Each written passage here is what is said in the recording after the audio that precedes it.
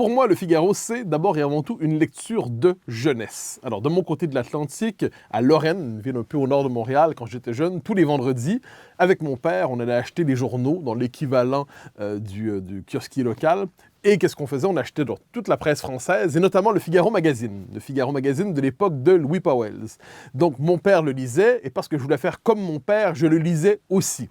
Donc, je lisais le Figaro Magazine de Louis Pauwels, de Jean d'Ormesson, d'Alain Griottré, de plusieurs autres. Donc, c'était pour moi, c'était ma première école de formation, je dirais, intellectuelle, mon entrée dans la vie publique française par le Figaro Magazine de ces belles années.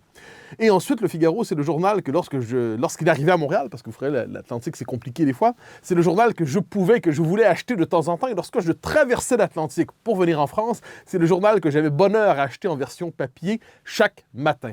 Et par ailleurs, Le Figaro, c'est le journal, je me souviens, quand j'ai commencé à y collaborer en 2014 et plus encore en 2015, mais surtout en 2014, je me rappelle de mon émotion, j'ai téléphoné à mon père de l'autre côté de l'Atlantique, mais il était 3 heures du matin à Montréal, il était 9 heures ici, pour dire « Papa, je commence à collaborer avec Le Figaro, c'est un bonheur immense. » Et mon père a dit « Tu as bien fait de me réveiller, c'est formidable, Le Figaro, c'est quand même le journal de référence. » Quoi qu'il en soit, Le Figaro, c'est ça pour moi. Joyeux anniversaire, Figaro, 200e anniversaire, et nous serons là encore dans plusieurs décennies, je n'en doute pas.